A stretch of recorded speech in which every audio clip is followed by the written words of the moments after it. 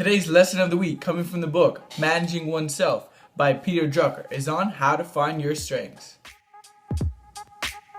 According to Drucker, most people think they know what they're good at. They're usually wrong.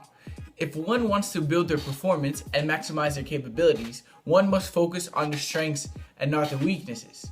The only problem is, what the heck are my strengths?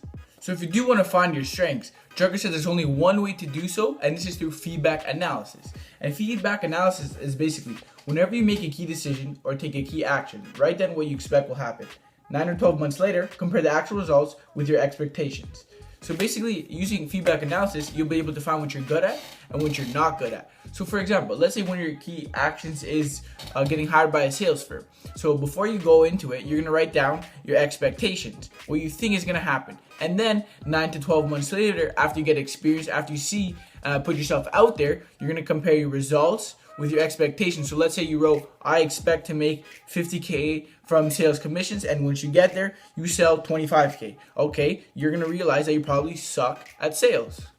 In order to get the full benefits of feedback analysis, you want to apply these 3 steps. So the first step is basically concentrate on your strengths. So with feedback analysis, you start realizing what you're good at and what you're not good at. So let's say you start using this analysis, and then you realize you're shit at basketball, but let's say you're really good at sales. So what you want to do is focus all your energy on sales and cut off what you're not good at. So then the second step is work on improving your strengths. So let's say you realize you're good at sales, and then you start digging in deeper and deeper into salesmanship, and you realize, okay, let's say you're really good at prospecting, but when it comes to closing the sale, you're not as good at it. So what you want to do is you'll realize where you have holes in your knowledge and basically fill it in and realize, okay, prospecting good, closing the sale not. Okay, let's get better at closing the sale, so I should be an overall better salesman.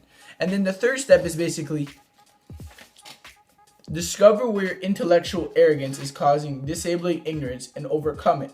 So as you get into focusing more and more on your strength, you'll realize that you're really good at some things and you're really not good at some other things. So you want to focus and just focus everything on where your strengths lie. So a good example for this would be Kanye West, really good rapper, one of the best of his time. I don't know about anymore, but really good rapper. That was his strength. But then he was thinking he's all that, then gets into the fashion industry and just blows it, gets 50-something million in debt, if I'm right, I'm not sure, but he wasn't as good. His strengths did not lie in fashion, but it lay in rapping. So what you want to do, just focus on what you're good at and stay away from your weaknesses and what you're not good at and what you're not really meant to do.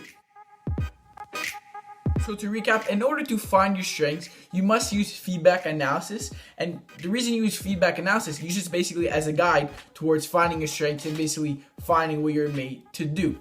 So that's all for today's lesson from the book, Managing Oneself. If you liked it, give it a thumbs up. If you did not like it, you suck. Make sure to leave a comment below what you think. Peace.